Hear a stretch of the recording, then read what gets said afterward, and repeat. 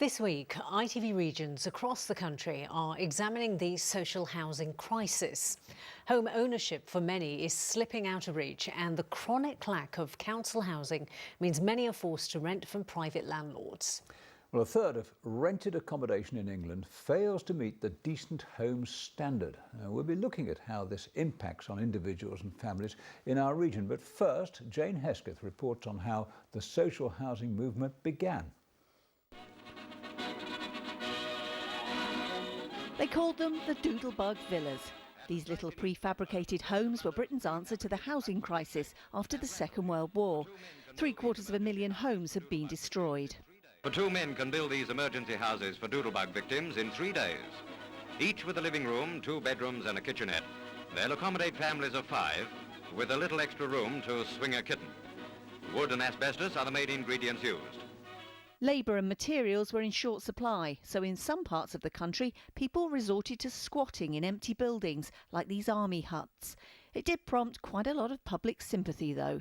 I agree with it if it's a genuine case. I mean, say ex-servicemen and all that, they want a decent place to come home to, don't they? What do you think about it? Well, on private property I think it's all wrong, but I've taken over army camps, I think they're entitled to. After all, they've had 6 years fighting in the army, they're entitled to a home, isn't it? By the 1950s, the age of the council house had arrived, and this one in Desford in Leicestershire was officially handed over by the then Housing Minister, Harold Macmillan. Built in 12 weeks for less than £1,000 each, these houses seem one answer to the housing drive. With the living room, dining annex and kitchen downstairs, they have 3 bedrooms upstairs.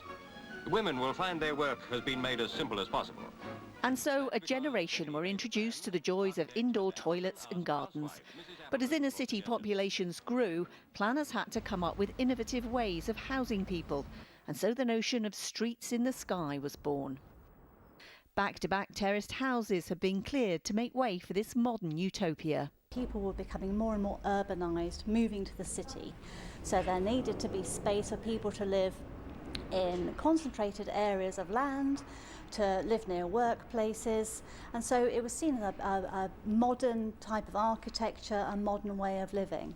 But it created its own issues as well, around lots of people living in a concentrated space.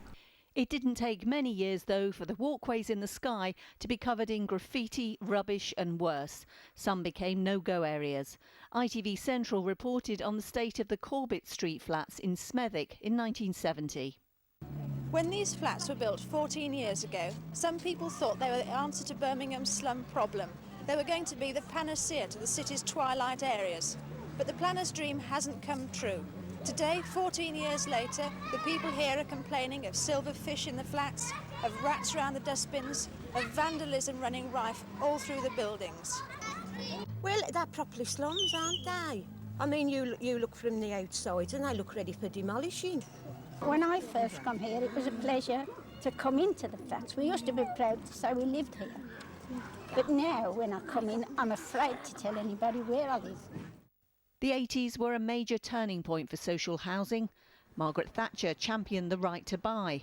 Tenants could buy their council house at a generous discount off the market price. 1 million was sold in 10 years, taking huge swathes of social housing out of the reach of the poorest in society.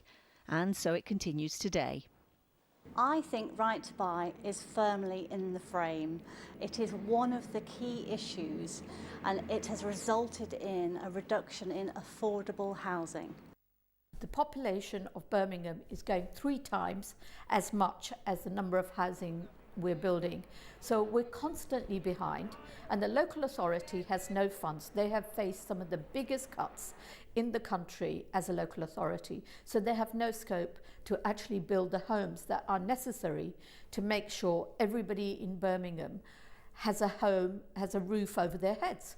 It's not just a need for more roofs over heads. Those that are living in social housing now are often doing so under extreme duress. Jane Hesketh, ITV News.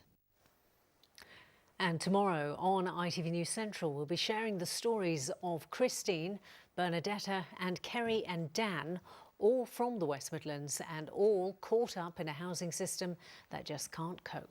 And if you're wondering who that young lady reporter was all those years ago, some of our older viewers might remember Sue J. Brilliant.